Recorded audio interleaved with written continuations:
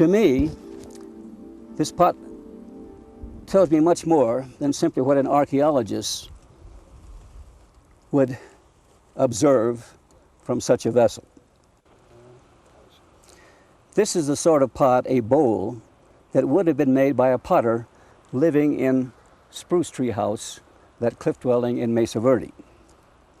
To an archaeologist who would dig up a pot like this, associated with other kinds of artifacts, he would call it Mesa Verde black on white.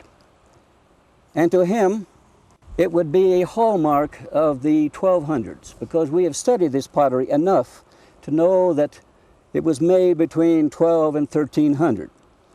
So it becomes just like a fossil. It can tell you when found, when the people lived in a certain place, and we can trace the distribution of the culture of these people by following the finds of pots like this one.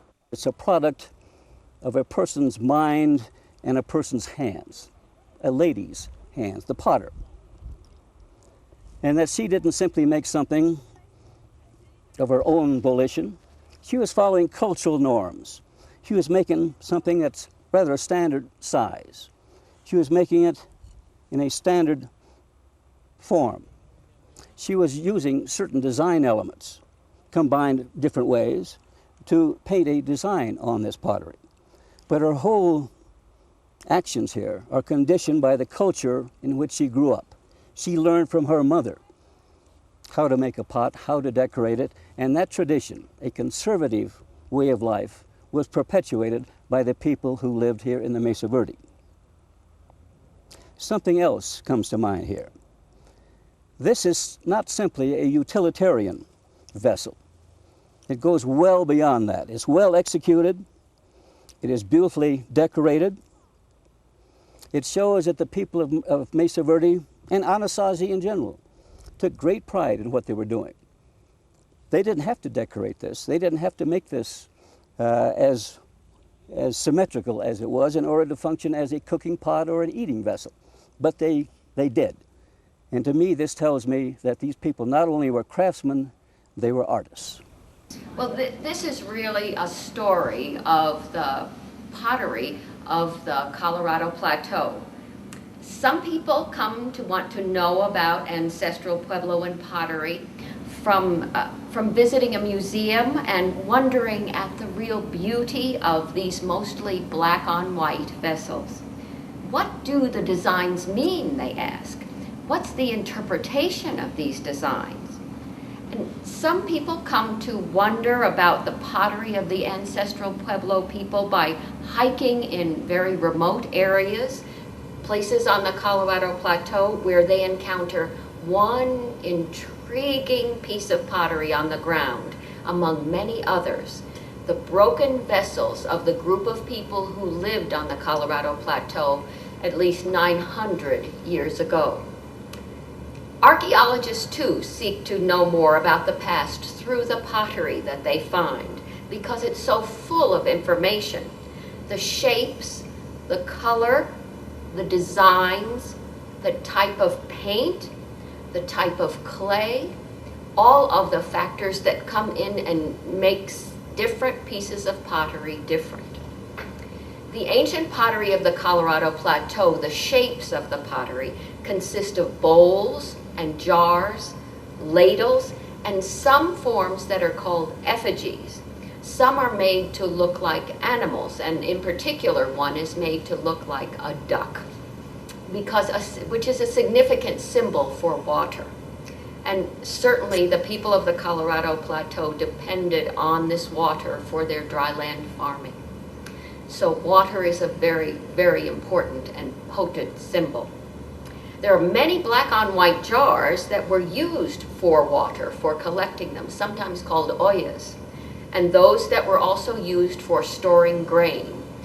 One jar that had grain in it was found filled with corn and kernels that were enough to make a meal, many meals for some ancient people. Jars would have also been used, sometimes they were made with a handle and are called pitchers, to hold and pour out water. And there are mugs, the different forms. One of them is a mug to drink various beverages. The mugs really are very contemporary looking, if you will. They have a form that slants, many of them slants up on the sides and has a small opening so that at the top you will have a hotter beverage at the bottom when you're done, because all of that heat doesn't get lost. Corn would have been measured out in things called the ladles. Then there are wonderful bowls, those other shapes that have mostly geometric designs. They have triangles that come up and down, and usually lines, and sometimes the lines are filled in with something called hatcher. But I guess one of my favorites sometimes are the little birds, but birds that probably were more like turkeys, because turkeys were also one of the important domesticated birds on the Colorado Plateau. So some bowls also of our shapes that tell us something about how people lived. Some of the bowls were very small, and with their handle attached, they became then a ladle, something to scoop out water or scoop out grain. Some of the ladles even had rattles in them. They were made with little pieces of clay inside so they would rattle, so that you'd have that extra sound of something that was like maybe water or like rain. The black on white pottery, primarily on the Colorado Plateau, was used for the serving ware or for the special dishes to serve your food, the corn, beans, and squash. And back in the kitchen, if you will, was grayware, which was used mostly for cooking and water storage. This grayware pottery mostly lacks any painted designs for the most part. It was the pots and pans of the ancestral Pueblo. About 1,500 years ago, archaeologists know that it was made very smooth jars with kind of tapered rims. They're called, the rims are kind of thinner at the top. Then about 1,100 years ago, 400 years later, closer to our time, it was made by pinching coils together to create a corrugated effect. So about 900 AD, we know that the ancestral Pueblo people changed from using smooth grayware to corrugated or pinched grayware. And of course they were always coiling. There was no potter's wheel or anything like that. It was always just coiling of pottery by hand coiling. Archaeologists know how long ago this pottery was made because pottery is found in archaeological sites which are dated by tree ring dating. It dates the tree rings that are in the construction timbers of the homes. Also radiocarbon dating of the charcoal from the fire hearths. But what we have left now to view is mostly in pieces. The pottery is no longer made by the people who inhabited the cliff dwellings and other sites on the Colorado Plateau. Archaeologists have been studying the way in which the ancient pottery of the Colorado Plateau was made, and they have tried to replicate, to make the pottery in a way similar to what was done 1,000 years ago. It just takes a little clay, a little ground up rock, and a little water, and then the mixture is rolled into coils, and the coils are joined together to form a vessel, or a jar, or a bowl, or a ladle. It's a story simpler told than it is done. Many people are interested in something called a primitive technology, or making replicas of this pottery, and one was Lee Lacey, my husband, in his studio in Dolores, Colorado. He was a design engineer by trade, but he was an accomplished artist and really a student of the ancestral Pueblo and their pottery. He was also a student of the beautiful in functional ancient tools. So what he did in this was to start with this fist-sized lump of clay And this is what will be formed into the base of the canteen or the jar that he was building. It's what seemed to work. Some ancient vessels also appear to have been started by coiling at the bottom, because we'll find that as archaeologists, we'll find that the coils are right in the bottom of a jar. But it appears for canteens and for this whiteware, so to speak, it was done with perhaps a little patty. The ball of clay is then flattened to make kind of the tortilla, we call it.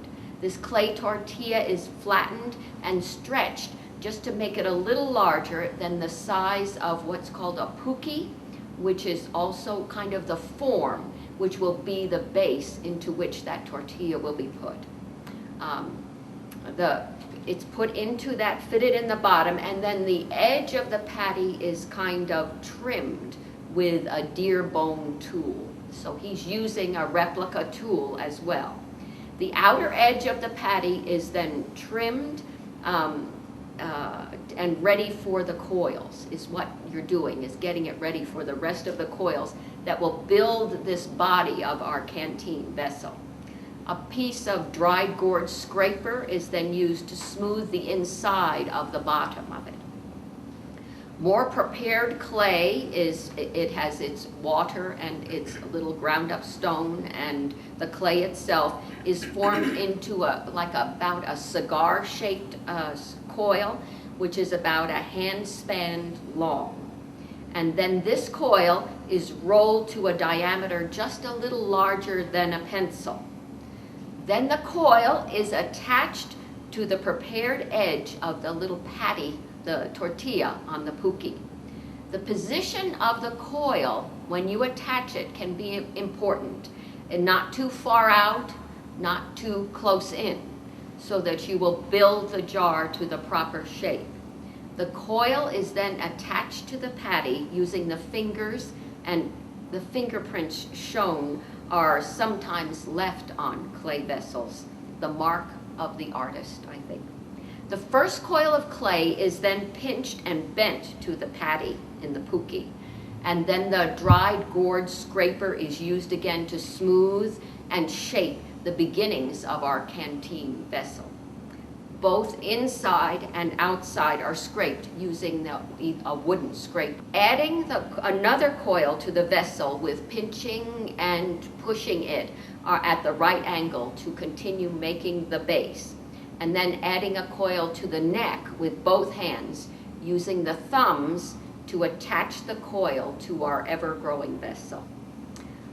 Finally, again, smoothing the new coil, so it's this attaching and then smoothing to the body with the dried gourd scraper. So you're using all of the kind of primitive technology tools as well. And smoothing and shaping then sometimes with the hands, so that you can get even smoother. And sometimes the hands are wet and have a little clay on them, extra clay on them as well. And then the coils are added to the neck of the vessel, again smooth with the wooden scraper to smooth the neck area. And other coils are finally built up, forming the shape of the neck and then the rim of the canteen. The main vessel shape now is formed. It's a simple jar built by coiling. At this point, this raw clay vessel, as it's called, would be allowed to rest and harden just before the handles for the canteen are made.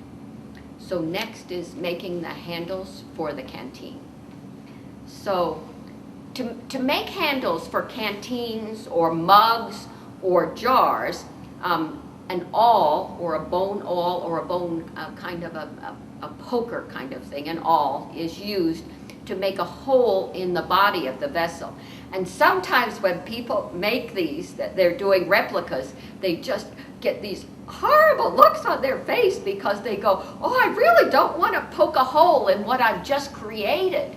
And so you have to say, it's okay, we think from studying how the handles were put on that this is how it was done. So you go ahead and poke a hole in it, stab into the vessels. They almost cringe sometimes, people do. The handles will be used then for suspending this canteen to catch really the cool breezes that will make the water carrier and make the canteen easier to carry. Here, Lee has punched holes through the upper side of the vessel, ready to insert the handles. He's using the deer bone awl. The angle of insertion is gauged by the way you will hold the canteen jar when you're picking it up. Now, with 4 holes made, the awl is removed and the vessel is ready for the handles. 2 small coils of clay, about the diameter of a pencil again, but shorter, about 4 inches or 10 centimeters long, are prepared for the handles. They are of equal length.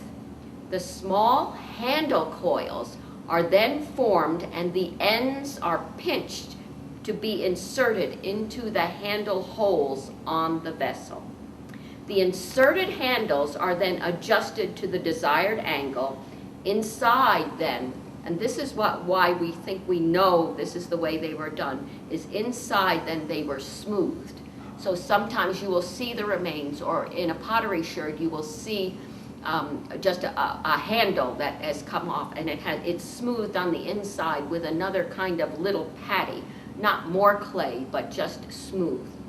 Outside, another small clay fillet or another small piece is added around each coil, a handle insertion joint, to smooth that joint on the outside of the vessel.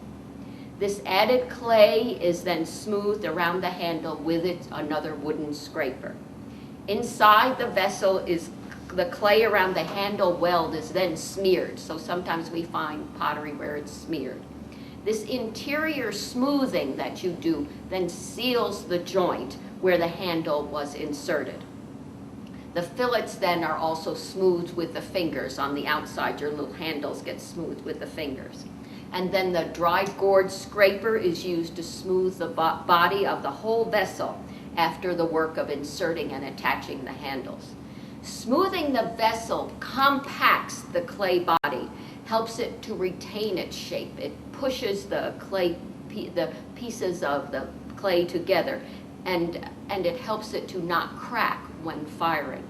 This smoothing with the gourd scraper then continues to pack the clay body and prepare it for the slip of a more refined clay, usually white, a white firing clay, and then for the slip and then for the paint. Okay. So this is the part where the next section of making this Olla is to apply the slip and polish or burnish the vessel. So slip is an extra washy and gooey mixture of clay and water, which is applied to the vessel after some drying of the vessel or the jar body.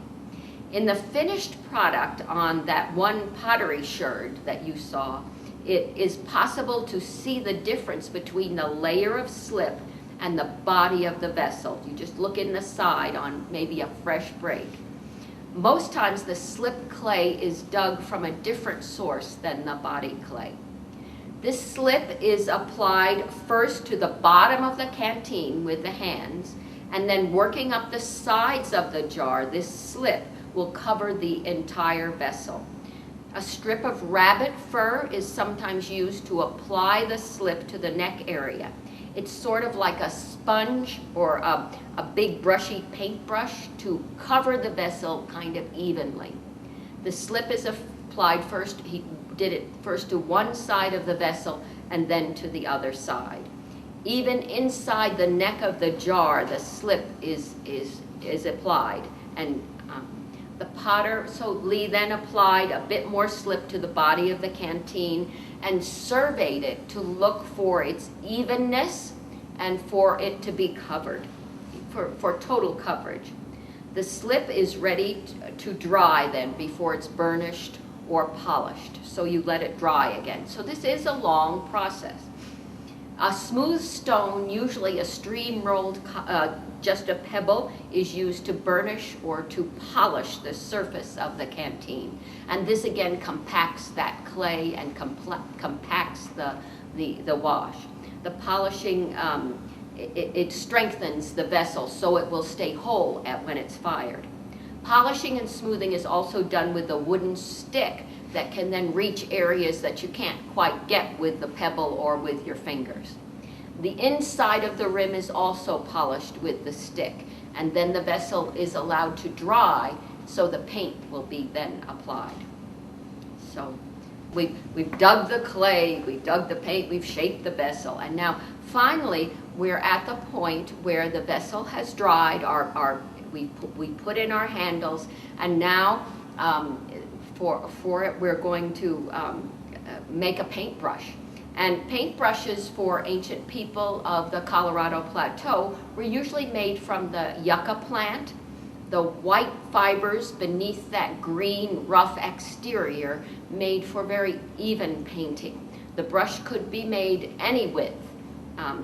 Here Lee is using a sharpened obsidian flake as a knife to shave off the exterior green of the yucca leaf and reveal the paintbrush that really is within. And people would make them because they'd wear out. So you would make them perhaps for your special vessel. So then he used a deer bone awl and scraper to scrape off the rest of the exterior green of the yucca leaf. Sometimes moistening the leaf also will help to remove those outer green fibers to reveal what are really lovely white bristles inside. The painting can begin with a paint that has already been prepared. This time plant material was boiled down to a brownish black goo. And the plant material, sometimes we think it was bee weed that was used, but any kind of green plant would be boiled and boiled and boiled down. It's the sugar content that makes it into this brownish black goo, which is just great stuff. The design then is well conceived and balanced. With decoration on the rim, it becomes then a replica of Mesa Verde black on white pottery. The painted canteen will probably be a really special water bottle. The design over the top 3/4 of the vessel. Painting is carefully done around the neck and finally finished. The pottery's ready to be fired in an ancient kiln which was lined with sandstone slabs. And so these were also replicas of the ancient kilns. A similar canteen was fired with a different design of stair steps is also shown here. And the canteen as it would be seen if you were taking a drink from it. The cool water that you would have in this very, very dry land. We'll follow another vessel kind of from the beginning to the firing to the end. It's a beautiful Olla, which has on it what's called a Sosi design. It's a Pueblo II design about AD 1050, 1060, about 900 years ago, with broad bands in the upper portion of the vessel. Other pottery was fired at the same time in a very old kiln. It was late May in 1997 on Woods Mesa in what is now Canyons of the Ancients National Monument. A pottery firing was conducted on Woods Mesa, and after many kiln conferences, we finally figured out what to do to make it look like Mesa Verde black on white pottery. We need to thank Clint Swank, who also was one of the first replicators and from whom my husband Lee learned. Clint Swank, Joel Brisbane, Gay Ives worked with the Bureau of Land Management to refire ancestral Puebloan replica pottery in the same kiln from which pottery had been excavated. How it goes after we know the technique for firing organic paint black on white pottery. First, just briefly, there's a fire built in the kiln to make a bed of coals. Then small pieces of warmed sandstone are placed on the coals, and then the unfired pottery is placed. Then a secondary fire is built over the kiln after the high temperature is reached, about 900 degrees Fahrenheit. Dirt is poured over the pottery firing and the kiln, and its contents to stop the oxidation process. Pottery is then retrieved the next morning. So in this first photo, the kiln has been dug, it's been excavated, and it was lined with sandstone slabs. So the first act was to light a fire of pinyon and juniper in the empty kiln to warm the kiln and provide this bed of coals that would eventually get as hot as charcoal. Only half the kiln was used because of the number of vessels available for the firing and to conserve the fuel. The dirt for the smothering of the fire is piled away from the kiln. In the background, you'll see Sleeping Ute Mountain, a major mountain feature near Cortez and Colorado. Gay Ives, Carol Taylor, and Joe Brisbane are happily waiting while the warming fire burns.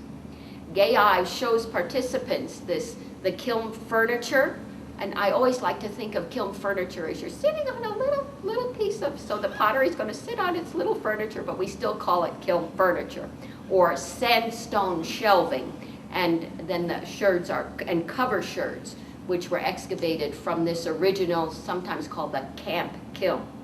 So Clint Swank then puts temperature probes for the pyrometers, which will record the temperature achieved in the kiln. So it's still this experimentation and the science that we're trying to do to know how this was done and what were the parameters of firing ancestral Puebloan pottery.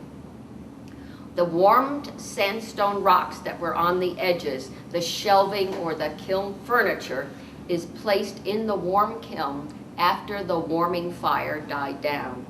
And then Lee Lacey places this black on white Olla with the Sosi design into the kiln, then to be fired. The rest of the unfired pottery then was placed in the kiln on top of the kiln furniture and the warming fire coals. There are oyas, bowls, all the shapes that we spoke of, mugs, seed jars, kiva jars. Cover sherds are then placed on some of the vessels by Lee to make sure the designs do not transfer from one pot to the other. So you have to be careful in the placing of things in the kiln. And the result is called the setting, when the pottery is set in the kiln. Clint Swank and Lee Lacey then started the juniper wood structure for the secondary firing, which is on top of the setting of the vessels. Lee Lacey places more secondary fuel between the large juniper timbers and for this secondary fire. So we're making really a fire over the setting of the vessels. Swink, who was the kiln master for this, he lighted the secondary fire with some juniper bark fragments.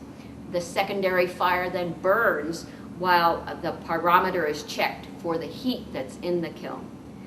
Clint Swank, because he is the kiln master, pokes the secondary fire to make sure all the vessels are covered and that then the fire is burning evenly. And the kiln master then can look in and see the pottery glowing in that secondary fire.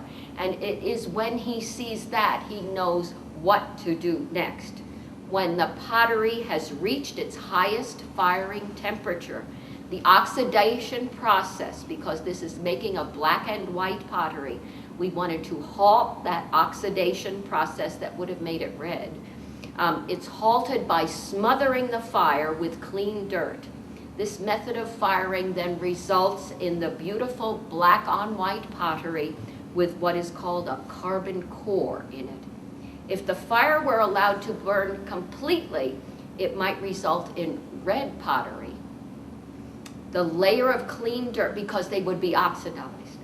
The layer of clean dirt was discovered in most ancient pottery firing kilns, which were excavated in the Four Corners region. And we know this from the excavation of some pottery firing kilns in Mesa Verde. There were 7 of them there, and in other areas of the Four Corners. So smothering continues, then Lee Lacey uses his hands to make sure there's no smoke leaking out or air leaking into the kiln to further oxidize the pottery. Then you have to wait even longer because you let the kiln cool then overnight. The fire is gone, we're out of the fire, and in the morning it was uncovered. And this is always, well, it's like a celebration, I think. It was still warm to the touch even overnight. And so Carol Taylor used gloves to start this uncovering process. The first vessels show in this charcoal layer. On the right is a tube-like vessel, a handle of a dipper or a handle of a ladle. And the Olla made by Lee Lacey is now uncovered, and he retrieves the Olla from the pottery firing kiln. The pottery removed from the kiln, the remaining debris of charcoal and sand is visible, and this is what archaeologists would find 900 years later. The beautiful pottery that was fired in a kiln in Woods Mesa in 1997. Pottery from the Colorado Plateau is named for places. So this is what I always try with my students. I'll say, pottery is named for places, because you say, well, why is it Cortez black on white? Why is it Mancus black on white? Well, it's named for places in which it is found, similar to the way geologists will name a particular formation. So Mesa Verde black on white is named for Mesa Verde, which is a mesa aquesta. Verde black on white is the pottery that's found in the cliff dwellings. It's what we usually see at 1200 AD, 800 years ago or so, that was the pottery, and it was named for Mesa Verde and the cliff dwellings. McElmo black on white, which is older than the Mesa Verde, it was named for McElmo Creek, which runs near Mesa Verde and on into Utah. Mancus, the black on white, Mancus black on white, which was even earlier than our Mesa Verde, so we're going back in time now. Mancus black on white was named, of course, after the town of Mancus and the Mancus River, which was named by Spanish explorers who were here in the 1700s. And Cortez black on white was named for Cortez, Colorado, which is, and of course Cortez was probably named for the Spanish explorer. But it was named for Cortez because that's where it is found. Piedra is a little further east. Piedra black on white goes really back in time, much earlier than the cliff dwellings, and it was named for the Piedra River, which is to the east of Mesa Verde. Finally, Chapin black on white is the earliest type of Mesa Verde black on white pottery from the Mesa Verde region, and it was named after Chapin Mesa. Chapin was an early adventurer and reporter a writer who wrote of Mesa Verde in the late 1800s. So it was named Chapin Mesa after the Chapin Mesa on Mesa Verde.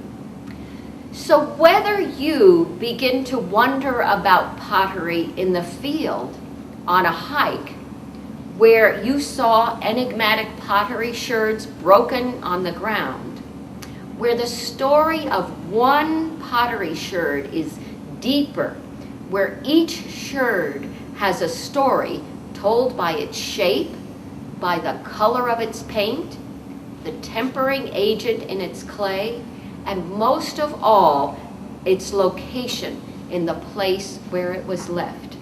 This is when you start to wonder.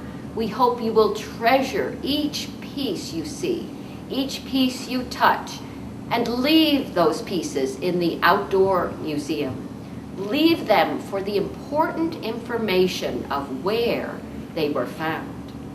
Or whether you began your appreciation of pottery in a museum. Enjoy the whole pieces of pottery in the museums. Contemplate the time long ago when each of us made things we used, when we brought beauty to the things we made.